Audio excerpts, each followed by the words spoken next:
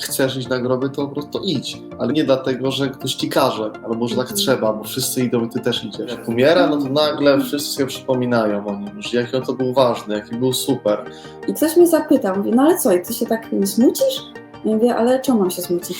Pamiętać i dbać o nich, kiedy żyją, a nie kiedy już ich nie ma. Jeśli ktoś odchodzi, to znaczy, że właśnie miał dać nam ten prezent, Tańczy się, puszcza się lampionek. podczas której duchy zmarłych odwiedzają swoje domy, żeby się znowu najeść i zabawić. Ciągle chodzi o zabawę, ciągle chodzi o imprezę, ciągle chodzi o świętowanie. Jak u nas jest sam pogrzeb, no to jest zawsze trudny i ciężki moment, tak? Bo my jednak utożsamiamy się z tą osobą, z tym ciałem. Jeżeli spalimy banknoty, ubrania, spalimy perfumy, nawet samochód papierowy, to wszystko będzie naszym prezentem dla tych osób po drugiej stronie. Ta wasza kanapa, na której siedzicie w domu, albo na fotelu teraz, albo na stołku, jest tak samo święte jak najświętsze miejsca w Indiach.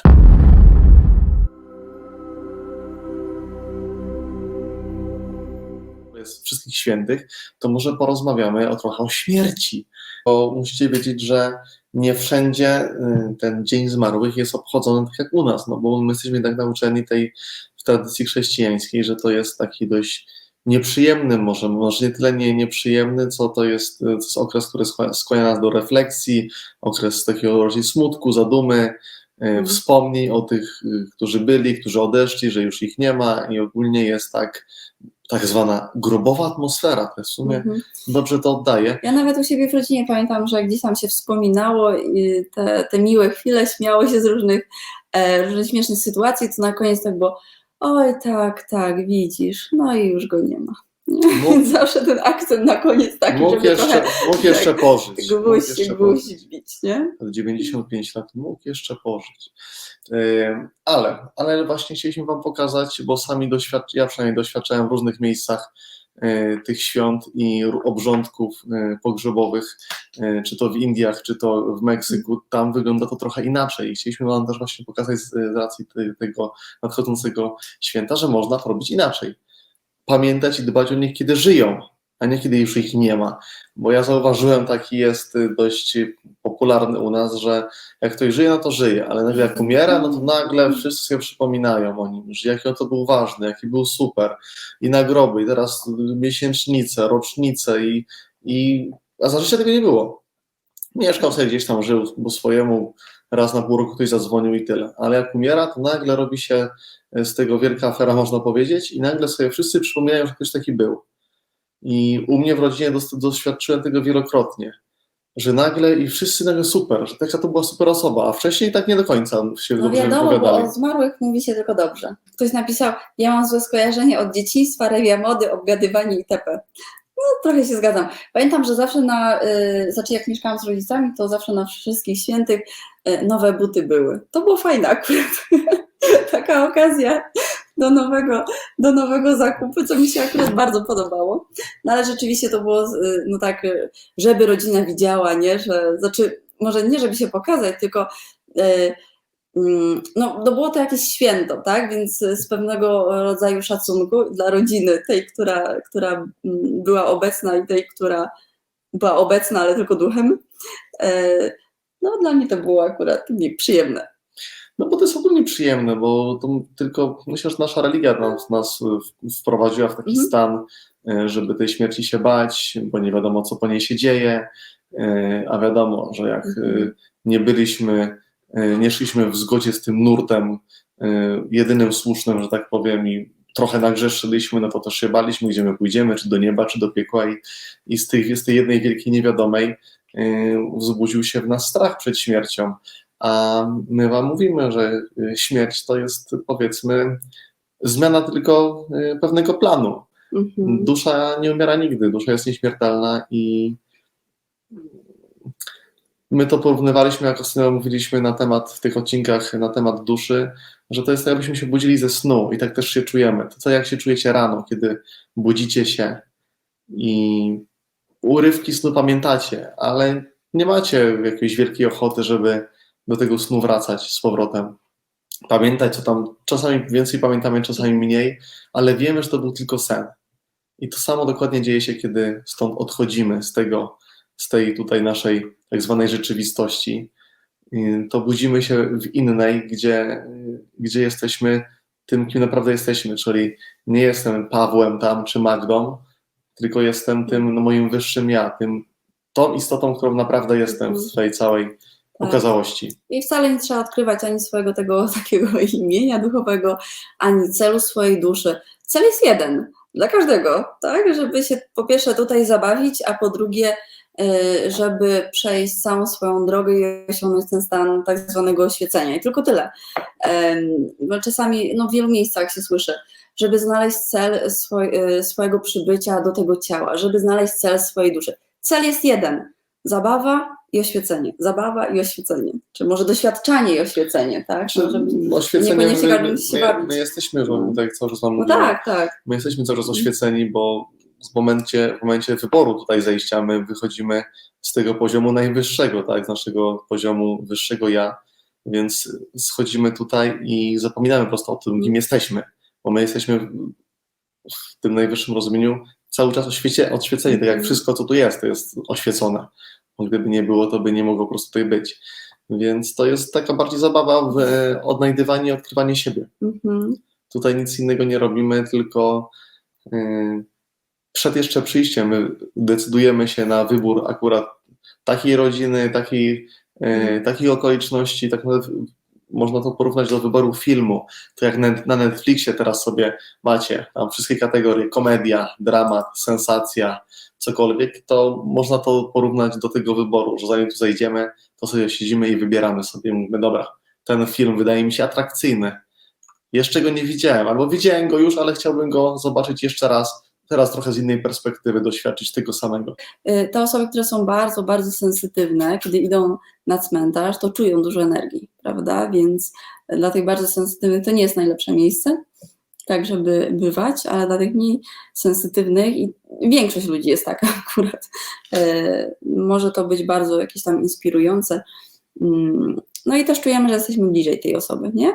Ja na przykład też nigdy w święto zmarłych nie trafiałam na cmentarze, odkąd nie mieszkam z rodzicami, bo zawsze tak było, że na studiach to nigdy nie dojechałam, potem w pracy też nigdy nie dojechałam na czas, zawsze lądowałam dzień po, czy dzień przed i musiałam wcześniej wracać.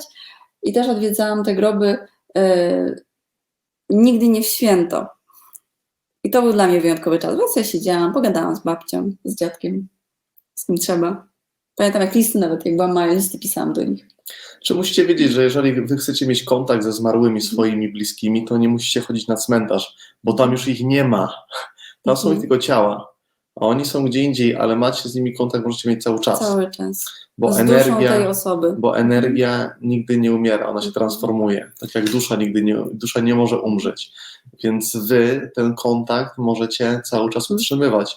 I nie musicie chodzić na cmentarz, bo tak jak mówię, tam już ich nie ma.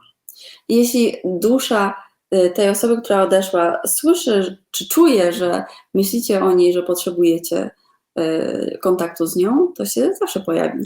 W najbardziej dogodny dla was sposób. Bo to będzie w taki sposób, który dla was będzie najłatwiejszy do zaakceptowania i do zobaczenia, że faktycznie ten kontakt został nawiązany. To może być we śnie, to mogą być jakieś znaki, które zaczną wam się pokazywać i zaczną się kojarzyć z tą osobą. To są różne rzeczy. Moja siostra na przykład, kiedy gdzieś tam spotykała się z dziadkiem już w jego formie duchowej, mówiła, że bujał się fotel w domu, ten, na którym dziadek zawsze siedział. No, więc te dusze przychodzą do nas wtedy, kiedy o nich myślimy. Czasami na przykład przychodzi wam na myśl, nie? Jakaś osoba, która odeszła. No i właśnie, w tym momencie ona od razu się też pojawia.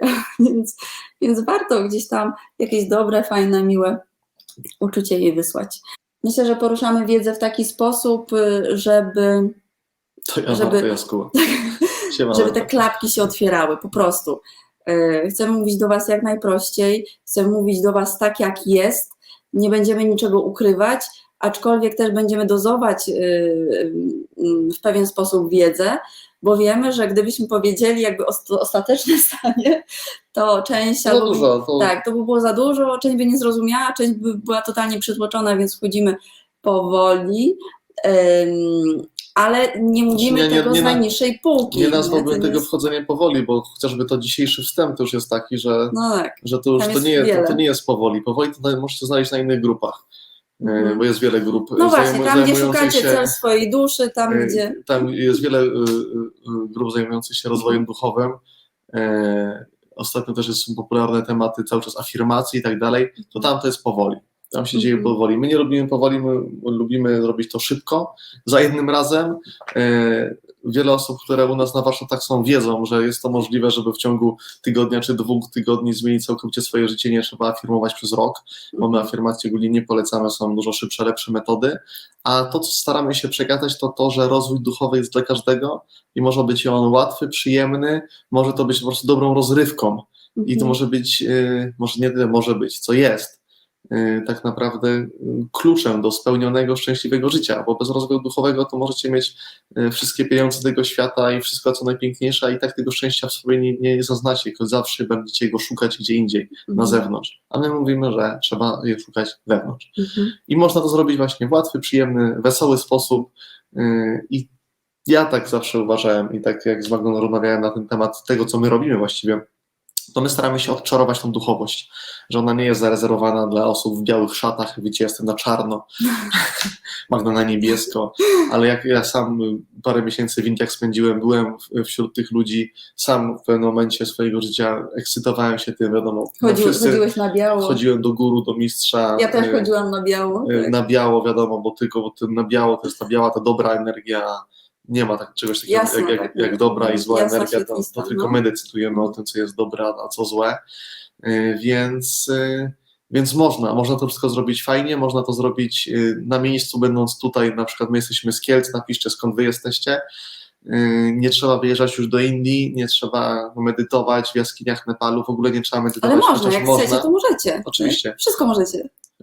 Tylko ta wasza kanapa, na której siedzicie w domu, albo na fotelu teraz, albo na stołku, jest tak samo święte jak najświętsze miejsca w Indiach, czy gdziekolwiek w innych zakamarkach świata. To musicie wiedzieć, że to się niczym nie różni, to jest tylko nasza gdzieś tam perspektywa, punkt postrzegania i pewne wyobrażenia, które nie do końca są prawdziwe, w które my uwierzyliśmy, że są prawdziwe, a wszystko, w co uwierzymy, że jest prawdą, to takie też będzie. Dlatego ludzie, którzy idą do Częstochowy, to zdrowieją, albo idą do Lourdes, na pielgrzymki, albo jakieś inne cudowne miejsca i faktycznie tam zdrowieją tylko dlatego, że oni uwierzyli, że te miejsca uzdrawiają, nie dlatego, że te miejsca uzdrawiają, bo to samo możecie otrzymać siedząc na kanapie i pijąc piwo, jeżeli będziecie na odpowiednim poziomie świadomości. Tak.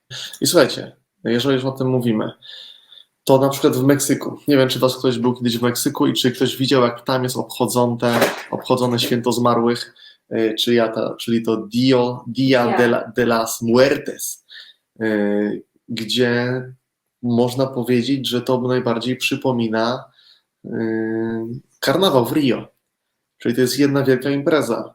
Są tańce, jest tequila, są cukierki, są wieńce w kształcie gitar, jest jedna wielka parada, jest zadowolenie, jest radość, ponieważ na cmentarzu zamiast zadumy jest taka wskazana rodzinna fiesta, na której ma najlepiej bawić się sam nieboszczyk, bo to jest taka okazja do tego, żeby się z tym nieboszczykiem spotkać i oni do tego tak podchodzą.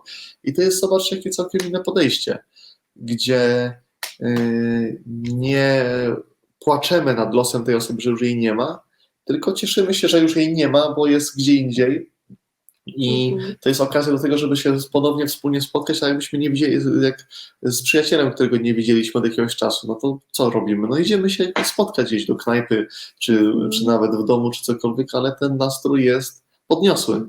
W Polsce na cmentarzach ja widziałam, jak świętują Romowie, tak, Cyganie, gdzieś tam w czasie święta zmarłych, to im też przynoszą jedzenie na groby. Często śpiewają, grają na gitarze.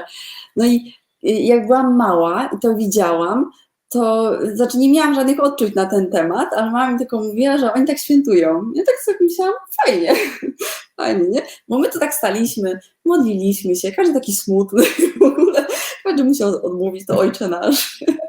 Tak, a oni tam tak wesoło mieli. No. Michalina mówi, że mieszkała w Meksyku i widziała takie imprezy. Super, fajnie. Super, no.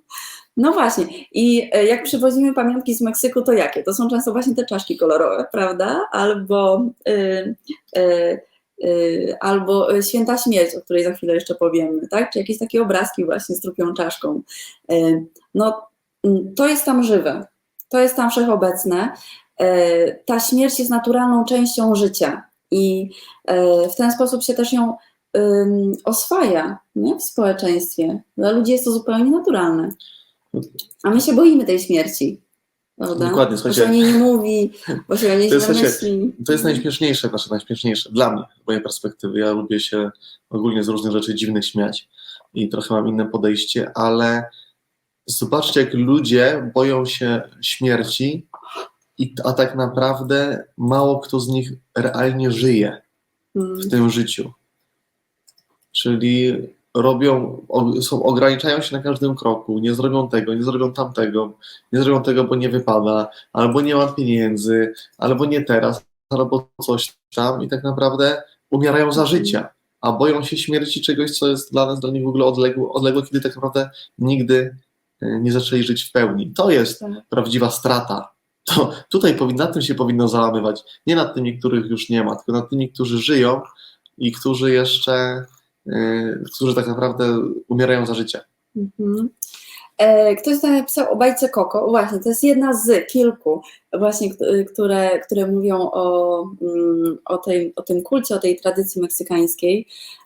Druga to nie wiem, czy Santa Muerte się nazywała, czy jakoś tak, ale generalnie one wszystkie są takie kolorowe, tak? Pokazują wejście w głąb świata tych dusz, świata umarłych. No niesamowite stroje, piękne kolory, dużo fantastycznej muzyki, także zobaczcie sobie, może dzisiaj to jest ten dzień, żeby obejrzeć jedną taką Słuchajcie, bajkę. tak naprawdę śmierć jest nieodłącznym elementem życia i po to tu jesteśmy właśnie, żeby żyć, żeby korzystać. I jeżeli mamy coś wyciągnąć z tego święta zmarłych, to Księga Życia, przepraszam, Księga Życia, to jest ta druga bajka. to, żeby zacząć wreszcie żyć. Bo Steve Jobs kiedyś powiedział, to jest takie jego wspaniałe wystąpienie, jedno z moich ulubionych na Uniwersytecie Stanford, sobie wyszukajcie na YouTubie Steve Jobs Stanford przemówienie i powiedział, że najbardziej dla niego motywującą rzeczą, jaka była, to perspektywa, że w końcu umrze, bo każdy z nas umrze. No oczywiście, jeżeli chodzi o to życie tutaj nasze ziemskie, o tą naszą tak zwaną rzeczywistość i to nasze ciało, czyli tą tożsamość, to ta tożsamość w końcu umrze.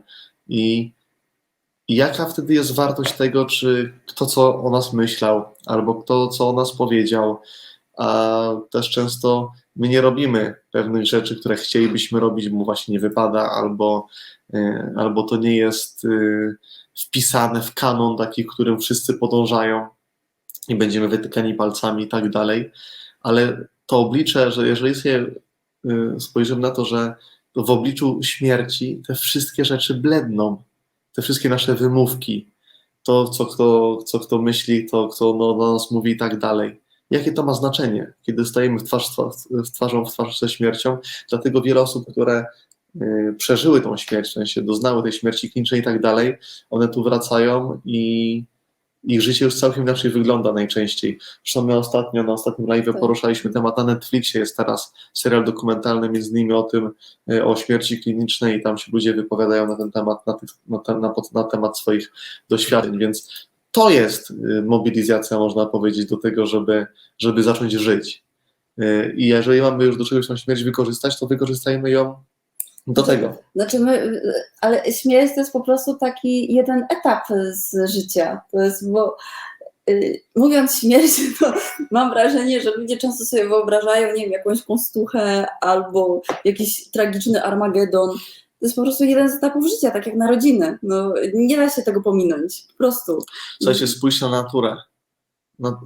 Jeżeli nie wiecie, od kogo się uczyć, od kogo czerpać wiedzę, to czerpcie wiedzę z natury, bo tam jest wszystko i tam są cykle przemijania. I idzie teraz zima, zobaczcie, co się dzieje na zewnątrz. Można powiedzieć, że natura umiera. No i faktycznie liście spadają z drzew i to wszystko wygląda szaro, buro i tak dalej, ale za chwilę przyjdzie wiosna i to wszystko się znowu odradza. I tak też jest z nami. To dokładnie ten cykl jest powielany w naturze, dzieje się to po prostu szybciej. Więc uczmy się od natury, to jest najlepszy nauczyciel. Dobra, słuchajcie, lecimy dalej. Kult Santa Muerte. Mam już na sali, widać go? Tak, widać. O, Santa Muerte, no właśnie. Czyli kult też w Meksyku. Kult Świętej Śmierci. I słuchajcie, w domach, ponieważ tam też ludzie modlą się do Matki Boskiej, tak? No, można sobie Matkę Boską wszędzie kupić i na t-shircie, i jako medalik, i kafelki i tak dalej, więc te tradycje takie katolickie, one są bardzo głębokie, bardzo szerokie w Meksyku, więc w wielu miejscach jest tak, że stoi Matka Boska w domu, a obok stoi Santa Muerte, dokładnie, Święta Śmierć i modlą się do obu. Dokładnie, to jak wspomnieliśmy, śmierć i ten dzień zmarłych jest okazją do spotkań się z tymi osobami i do po prostu ponownego się połączenia i świętowania wspólnego tej okazji. I Santa Muerte to jest postać kobieca, to jest szkielet kobiety. On jest odziany w czarną pelerynę z kapturem, trzyma w ręku wagę. Ta waga ma osądzić, tak? Znaczy, albo wybrać między dobrem i złem. To jest symbol równowagi między dobrem a złem. No i pewnie wiecie, że ten kult Santa Muerte się rozwinął gdzieś tam bardziej w takich obszarach mafijnych, tak? Czy takiego podziemia, czy jakichś takich tych ciemniejszych miejsc. Aczkolwiek ten kult się rozrasta i rozrasta, tak? I tak jak wspomniałam, ludzie się modlą i do tej świętej pani, tej jasnej panienki, i do tej ciemnej panienki, nie? Bo jedna i druga ma wielką moc. Oczywiście to jest związane tylko i wyłącznie z kulturą tych miejsc, a dobrze wiecie, że jak czemuś nadamy znaczenie, to wywiera to ogromny wpływ na nasze życie i pomaga. Indie to jest mi, można powiedzieć, bliski dość temat, ponieważ miałem okazję uczestniczyć właśnie w takich obrządkach tam kilkukrotnie i faktycznie to bardziej przypomina festiwale w Indiach, gdzie to święto podaje, że ono się nazywa Pitru Paksha chyba, tak? Możliwe. Możliwe. Nie pamiętam, ja też brałam udział w Indiach, nazw niekoniecznie pamiętam, ale robi to niesamowite wrażenie.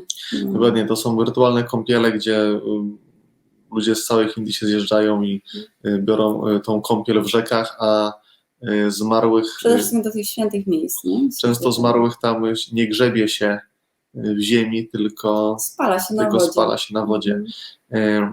Czyli buduje się taki stos, czy taką tratwę, gdzie kładzie się ciało, kładzie się też jakieś wieńce, podpala się ten stos i on wypływa w Indiach też po gangesie. W Indiach mają też całkiem inne podejście, ponieważ tam wiedzą, że śmierci nie ma i to jest tylko po prostu jakby następne wcielenie, więc gdzieś ta osoba się zaraz pojawi. Aczkolwiek w Indiach też było jeszcze parę innych nieciekawych tradycji, one dalej też są w niektórych miejscach, o nich nie będziemy mówić. Tylko. W ich mniemaniu, ja kilka takich też pogrzebów widziałem, jak przechodziły ulicami, to jest impreza, tak, samochody jadą, klaksony, włączają, jest muzyka, ludzie wokół samochodów tańczą, tam najczęściej jest gdzieś nieboszczyk na tym samochodzie przewożony, więc zgoła inne też odczucia niż tutaj to, co u nas jest, bo jak u nas jest sam pogrzeb, no to zawsze jest bardzo, tutaj jest trudny i ciężki moment, tak, bo my jednak utożsamiamy się z tą osobą, z tym ciałem,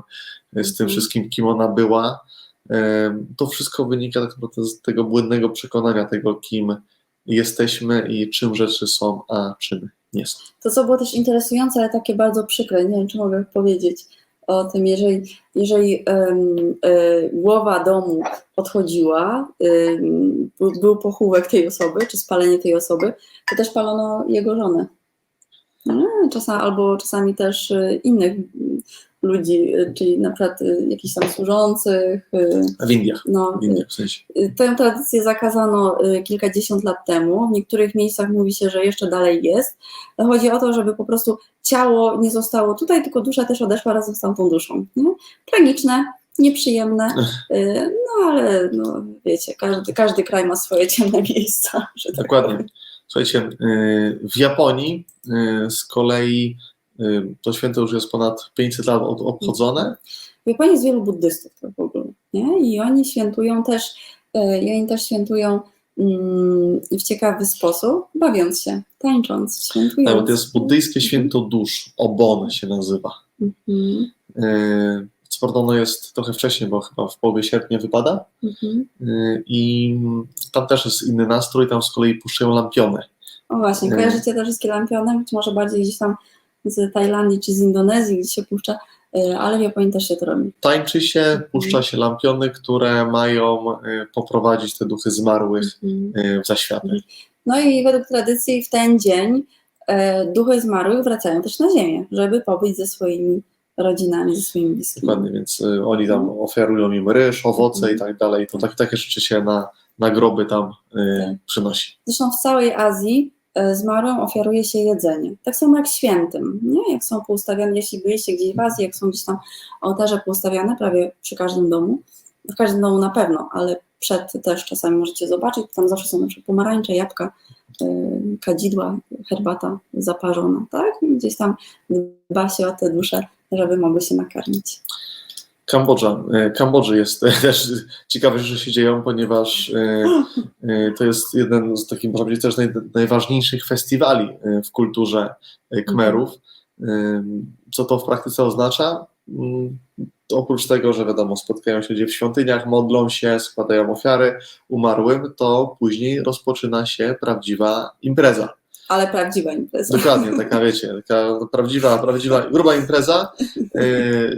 Jak na dzikim zachodzie, tak? Dokładnie. Zapasy, rodeo, to wszystko się dzieje. Rodeo to musi być ciekawy widok. Po prostu ludzie się bawią. To jest też fajnie doświadczyć takich rzeczy w takich miejscach, żeby jeżeli mamy w sobie ten koncept taki, że niektóre rzeczy, że mogą być tylko w jeden sposób robione, to warto sobie pojechać właśnie w takie miejsca i zobaczyć, czy tam można inaczej. I tam ludzie inaczej żyją i nie jest powiedziane, że oni nie są bardziej szczęśliwi przez to też w życiu, jeżeli mają takie podejście do tego. Albo można powiedzieć, że nie są bardziej smutni z tego powodu. Tak, ale w tych naturalnych momentach życia odnajdują po prostu radość i świętowanie. I to, co my też często powtarzamy, świętuj, świętuj, świętuj, ile się da. Z każdej okazji. Teraz też. Dokładnie. Każda okazja jest okazją do tego, żeby świętować. I śmierć, która tak naprawdę nie jest śmiercią, tylko transformacją, bo tak jak powiedzieliśmy, energia nigdy nie umiera, nie da się energii zabić ani zniszczyć, ona się transformuje w coś innego. I na to, przez ten pryzmat po prostu spojrzeć na to wszystko. I to też jest dużo łatwiej nam zrozumieć pewne rzeczy i pojąć pewne wybory, których ludzie dokonują, albo ich dusze, które dokonują. Bo jeżeli ktoś odszedł, to znaczy, że taki był jego wybór i tak jego dusza zdecydowała. I to nie jest, czasami też winimy siebie na przykład, bo zdarzają się nam rzeczy, że w wyniku wypadku, którym my spowodowaliśmy, ktoś zginął, albo coś tam, ale to nie jest nigdy tak do końca, bo tamta dusza wybrała sobie taką śmierć, bo to było jej potrzebne do jej doświadczenia. Więc jest coś takiego jak porozumienie dusz, czyli taka kooperacja, gdzie my się umawiamy na pewne rzeczy. Ta symbioza. Że będziemy doświadczali ich wspólnie. I jeszcze przed przyjściem tutaj umawiamy się, że słuchaj, ja zrobię dla ciebie to, ty zrobisz dla mnie to. Taka po prostu umowa wzajemna. Dogadajemy się, przybijamy sobie piątki i mówimy, dobra, no to zabawmy się. Więc jeśli my tu zostajemy w ciele, to znaczy, że mieliśmy doświadczyć czyjegoś odejścia. Jeśli ktoś odchodzi, to znaczy, że właśnie miał dać nam ten prezent doświadczenia odejścia drugiej osoby i też miał zakończyć swoje życie i iść dalej. I pamiętajcie, to jest ważna rzecz, że od tego, jak wy do tego podejdziecie, to jest kluczowy moment do tego, czy będzie wam to jeszcze kiedyś musiało być zaprezentowane. Bo tu akurat nie odnoszę się tylko do śmierci, ale do wszystkich doświadczeń, jakie nas spotykają w ciągu dnia, w ciągu naszego życia. One są tylko po to, one są po to, żebyśmy ich doświadczyli. I jeżeli my się z nimi nie zgadzamy, jeżeli uważamy je za złe, negatywne i w ogóle, że po co to i tak bez sensu, to dopóki my tego nie zaakceptujemy i nie zrozumiemy, to one będą nam prezentowane raz po raz. Po to, żebyśmy zrozumieli. To jest, słuchajcie, jak egzaminy po prostu w podstawówce. Każdy z was był w podstawówce, większość z was była w liceum, niektórzy z was byli na studiach i wiecie, że dopóki się nie nauczycie i nie zdacie egzaminu, to nie możecie przejść do następnej klasy. I tak też jest tutaj. Dopóki pewnych rzeczy nie zrozumiecie, dopóki pewnych rzeczy nie zaakceptujecie, nie przerobicie, to też do następnej klasy nie przejdziecie. I będziecie powtarzali te egzaminy do skutku. Ja na przykład nieraz na studiach po 3-4 razy powtarzałem niektóre egzaminy, bo byłem takim zdolnym uczniem, ale w końcu mi się udawało, bo to się nie tak da? jak, 3-4 razy?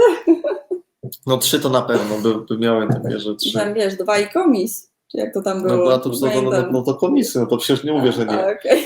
Nie mówię, że to nie były egzaminy komisyjne, Okej. ale A to już naprawdę najzdolniejsi zdawali te komisyjne, bo to Ale trzeba było być inteligentnym, żeby je przejść. No. dokładnie, ale wiesz, na tym egzaminie komisyjnym to wiesz, jak jesteś obkuty, No wiem. to jesteś po prostu, No, wiesz tak. więcej niż egzaminatorzy. Bo to już wtedy nie ma, to już tam nie ma, że się uda. Ja liczyłem, że się uda, jeśli się udawało, a jak się nie udawało, no to trzeba wtedy się nauczyć. I tak jest też z tymi egzaminami. Często my gdzieś się prześlizgujemy w tym życiu, że tutaj gdzieś się obetrzemy, tu się obetrzemy jakoś tam, ale w końcu stajemy przed tym głównym egzaminem i jak go nie zdamy, no to czeka nas powtórka po prostu. No właśnie, ale nie martwcie się, nie da się nie zdać. Po prostu się powtarza Dokładnie. do skutku. Dokładnie. Dlatego lepiej jest to zrobić od razu, bo po co siedzieć w tej jednej klasie No, ale ileś tam czasami lat? trzeba, no co ty nie wiesz. Nie, no oczywiście, że tak. Mało razy powtarzałeś, no parę Te razy powtarzałeś. klasy nie, klasy mi się udało nie powtarzać. Dobra, to lecimy na Bali lecimy teraz, o. To Lecimy. by nie chciał być na Bali teraz, nie? Poczekaj, bo ja tutaj muszę im przełączyć, żebyśmy polecieli na Dobra, Bali. słuchajcie, tak jak widzicie, w Azji charakterystyczne jest jedzenie, nie? Dużo jedzenia. Na Bali tak samo.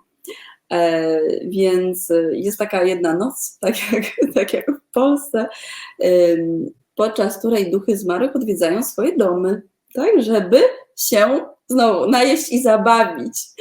Ciągle chodzi o zabawę, ciągle chodzi o imprezę, ciągle chodzi o świętowanie. Tak samo tutaj. I jeśli taki duch nie doświadczy jakiegoś przyjęcia, dobrej rozrywki, to mają prawo postraszyć jego mieszkańców. To jest dobre, słuchajcie, to jest dobra mobilizacja do tego, żeby świętować ten dzień, czyli po prostu jak nie będzie dobrego... Czyli taki duch przychodzi, patrzy, że nikt się nie śmieje, nikt nie świętuje, smutno. to im, że tak powiem, dadzą wiwatu wtedy. Więc lepiej, super, ja to kupuję jak najbardziej, wtedy jest pełna mobilizacja do tego, żeby się faktycznie dobrze bawić, tak wiecie, do końca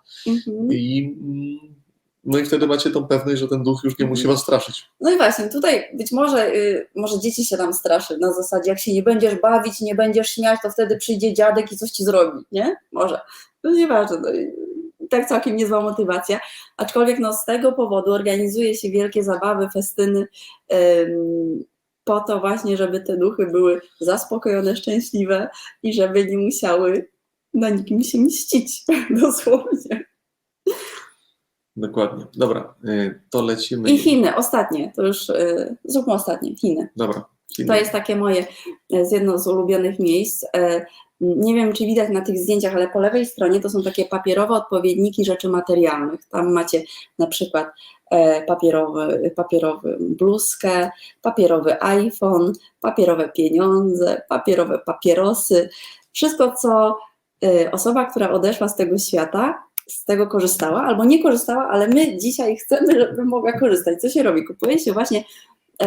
Kupuje się taki pakunek, wszystkie te prezenty, tak jak na święta robi się taką paczkę i się ją pali.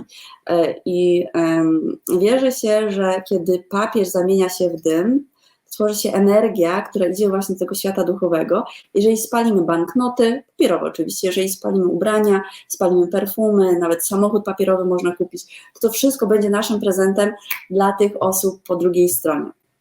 To jest fajna ceremonia, sama brałam udział w takich ceremoniach w Chinach, zwłaszcza kiedy miałam okazję praktykować i trenować tai chi, często pojawiały się takie okazje, gdzie świętowaliśmy to święto zmarłych, więc te prezenty szły w przestrzeń. Można było je wysłać mamie, tacie, dziadkowi, dziecku i tak dalej, co chcieliśmy. Ja widziałam nawet iPhony, słuchajcie, iPhony, laptopy, wszystko można było kupić papierowe i to spalić tak, żeby dusza naszego bliskiego to wszystko miała. No i tutaj znowu tak z jednej strony... mówią, że się nie da zabrać nic ze sobą, nie? No ale teraz tak, patrzymy na ten taoizm, buddyzm, konfucjanizm wiem, że śmierć nie istnieje, prawda? A z drugiej strony palimy. No ale znowu, kultura, a wiedzenie, no to czasami się rozmijają, aczkolwiek no, tradycja, tak jak Tradycja, właśnie, ale słuchajcie, tradycja. właśnie przez tą tradycję, Mhm. no to ciężko nam wyjść poza ramy tej rzeczywistości, bo tradycja to rzecz święta, tak nam wmawiano całe życie, tak nam mówiła mama, tak nam mówiła babcia, tak nam mówiła prababcia, a jej mówiła jej babcia i tak dalej, i tak dalej. I to jest nasza właśnie tożsamość. Czyli tradycja to rzecz święta, tak? I ciężko nam jest ją przełamać. Ale właśnie dzięki temu, że wy przede wszystkim, bo to dzięki wam tu jesteśmy, bo gdybyśmy nie mieli tylko mówić, no to byśmy pewnie nie mówili, tylko byśmy sobie siedzieli teraz i robili coś innego, na przykład, nie wiem, co moglibyśmy robić, ale Jeść ciastko. na przykład dzisiaj jedliśmy trochę ciastek. Ja przez weekend miałem 3 urodziny różne, więc trochę się najadłem tych ciastek, świętowałem. Były torty i pizze. To było prawdziwe świętowanie, ale to wychodzenie poza ramy, to nie robienie tego, bo tak należy, bo tak wypada, tych rzeczy, takich rzeczy, jak chcesz iść na groby, to po prostu idź, ale nie dlatego, że ktoś ci każe, albo że tak trzeba, bo wszyscy idą i ty też idziesz. To nie, to bez sensu jest to po prostu, bo to ciągle życiem i realizowaniem pragnień innych ludzi, a nie życiem własnym życiem, a pamiętajcie, że to życie mamy to nasze, jest tylko to nasze, to w tym ciele tutaj jest, mamy tylko jedno. I mamy je tak przeżyć, żebyśmy jak najwięcej z niego wzięli, a kiedy my będziemy realizować tylko pragnienia innych ludzi i zasilać ich energią zamiast zasilać siebie energią i rozdawać tą energię na lewo i na prawo, no to nasze życie będzie takie, jakie jest w większości przypadków, a nie takie, jakie byśmy chcieli, żeby było. Dokładnie. A tutaj jeszcze coś o Chinach powiem, co? Powiedz, a ja jeszcze powiem o Tybecie, bo tutaj nie mieliśmy slajdu z Tybetem, a pogrzeby w Tybecie to jest dopiero... To może nie mówmy o tym, słuchajcie. Pogrzeby w Tybecie to jest taka wyjątkowa uroczystość, dosyć trudna do zaakceptowania w Europie. Jeżeli ktoś by chciał, to możecie sobie poszukać na internecie, jak to wygląda. A ja zachęcam do zajrzenia też do tybetańskiej Księgi Umarłych. To jest też taki fajny przekaz. Dla osób o mocnych nerwach polecam wpisać sobie w Google pogrzeb wiatru. To się nazywa tybetański pogrzeb wiatru.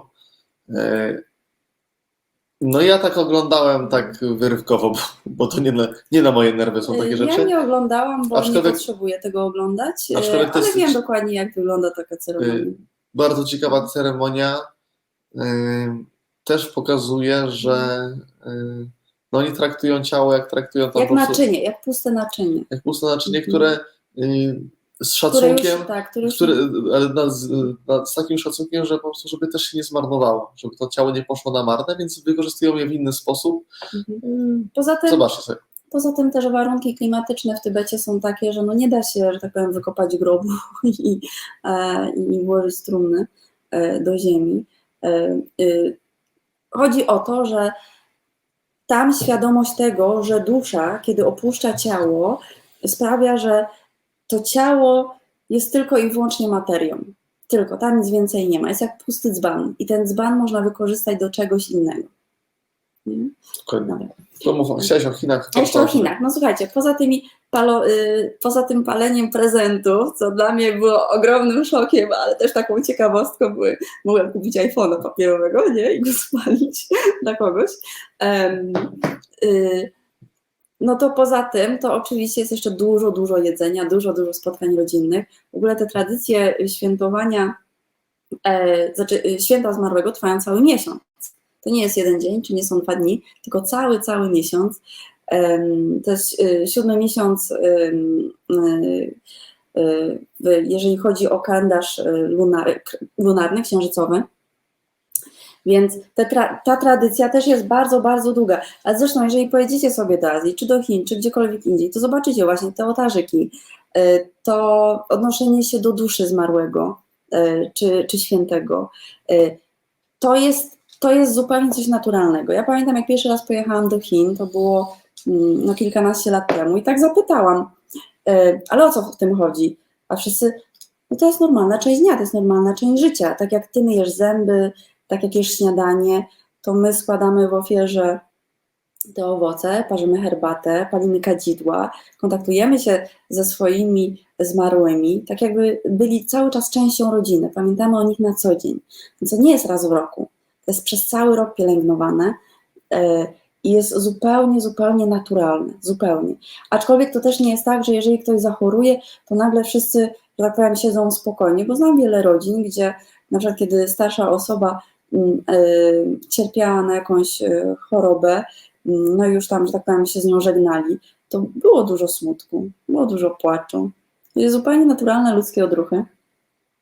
Mimo, że ta wiedza taka, że tej śmierci tak naprawdę nie ma i że z tą duszą można się zawsze skontaktować, też była.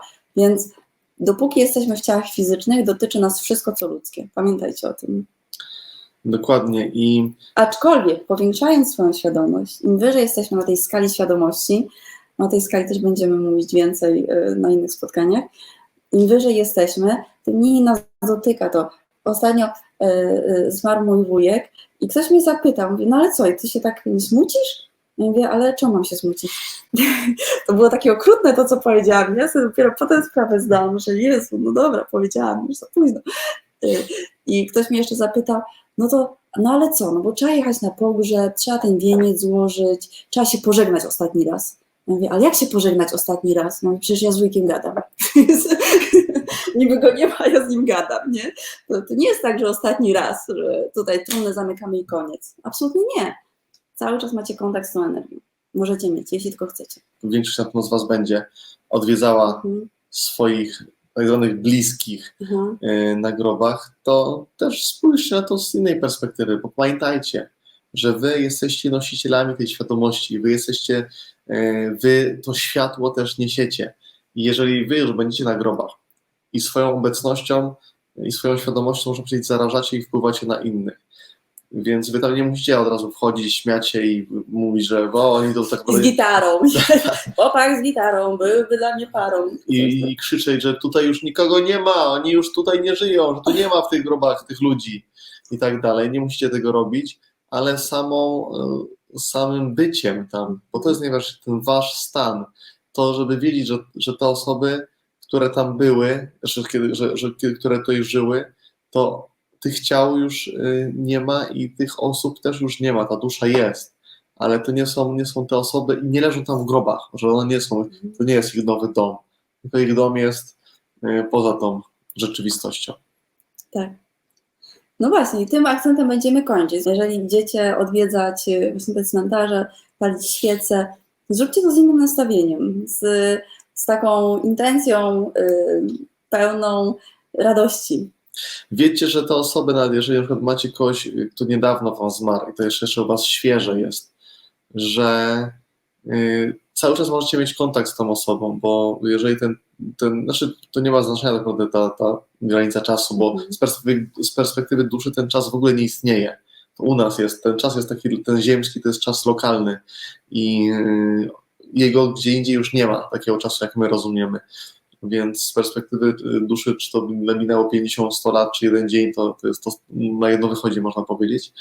Więc po pierwsze, musicie wiedzieć, że tej osobie nie tyle jest tam lepiej, co jest inaczej, ale ona tam jest ciągle i to jest... Tak, i słuchajcie, nie ma znaczenia, co się wydarzyło tutaj za życia, absolutnie nie ma, bo ta dusza tego nie pamięta, ta dusza czuje tylko miłość, tylko. I często mamy tak, że nie zdążyliśmy się pożegnać, albo coś powiedzieliśmy i się w złych relacjach rozstaliśmy z tą osobą, albo 1000 innych rzeczy i tak dalej. Tak miało być. Musicie wiedzieć, że zawsze jest tak, jak ma być. I nie mogło być inaczej, bo gdyby mogło być inaczej, to by było. I my sobie takie doświadczenia często ciężkie z naszej perspektywy wybieramy, ale jeżeli to przejdziemy i to zrozumiemy i zaakceptujemy, to naprawdę nasza świadomość znaczy tak, wtedy wejdzie na całkiem inny level, na całkiem inny poziom. Znaczy my tak mówimy, wejść na wyższy level, osiągnąć coś, nie cały czas używamy takiego słownictwa, takiego, no jak nas uczą, nie, żeby zdobywać, osiągać, mieć więcej, Ale to chodzi o to, żeby wejść w swoją prawdziwą naturę, żeby się poczuć wreszcie fantastycznie ze sobą, żeby, żeby mieć z jednej strony wywalone, a z drugiej strony, żeby to wszystko kochać. Dokładnie, wiecie, że życie jest tu i teraz. Nie jest tą, co było, albo w tym miejscu, co będzie, tylko jest tu i teraz. W tych grobach, gdzie taka wiadoma atmosfera jest taka różna czasami, to po prostu emanujcie tą radością z siebie. Nie musicie, mówię, śmiać się, ale ta wasza wewnętrzna radość jest ponad wszystkim. Wy nie musicie ekspresyjnie jej pokazywać, tylko po prostu być i ta wasza rzeczywistość, zawsze zaczyna się zmiana waszej rzeczywistości od zmiany was samych, więc jak wy będziecie podchodzili do tego z innej perspektywy, to wasza rzeczywistość też zacznie się zmieniać i wy będziecie mogli transformować wszystkich ludzi wokół was. Kochani, jeszcze jedno słowo na koniec. Jedno słowo, które zabieracie ze sobą, Dokładnie. które was zainspirowało albo które dało jakąś wiedzę, czy poruszyło was. Co bierzecie sobie z tego dzisiejszego spotkania? Jedno słowo. Jedno słowo. Co Tak. zapamiętaliście, co zabierzecie do swojego pamiętnika.